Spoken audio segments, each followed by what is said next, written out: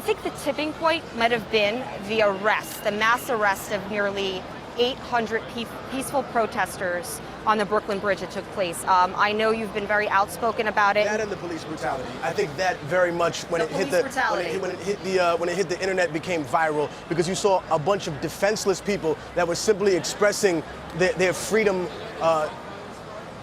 to speak their mind in a public place. Then they were penned off, then they were sprayed down. They were obviously not in danger of harming any police officers. And then all of a sudden you see white shirts coming out more and more often and seemingly unable to be held responsible for anything that they do, almost as if they're above the law.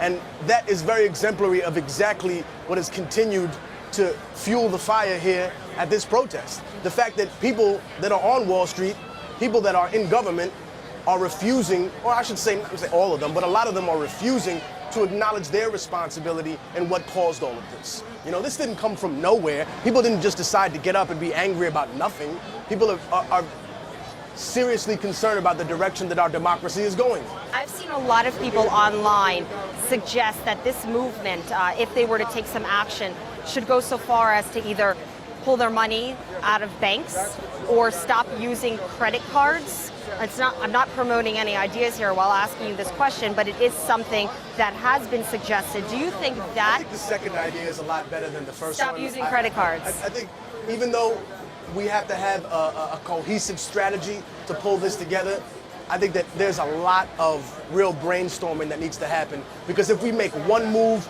we need to be focused on what moves will be made against us, you know?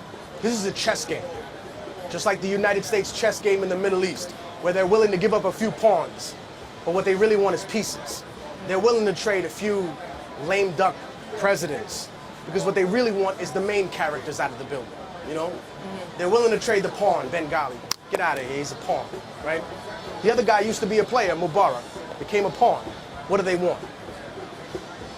The bishop, Gaddafi, gone. Now, they want the queen, Iran, out of there. This is a huge chess game, and don't think that they're not playing that here either. We have to not only be focused on what the next move, but what the reaction to what their reaction of our next move is. We have to think ahead of the game, which is why I said there should be more brainstorming sessions here, and I'm not so sure if they should always be in public, because I think, honestly, that we're not the only ones watching this. Right. We'd be a fool to think that there aren't people involved here or around this area that aren't sleeper cells or agents. That's not me being paranoid, that's just the truth, you know? The first black person to ever work for any Secret Service agency was Agent 800. His job was to infiltrate the movement of Marcus Garvey. If they were thinking like that back then, why wouldn't they be thinking like that here? And I think what's most important is that we don't get frustrated or angry or upset or lack the patience to be able to deal with this movement.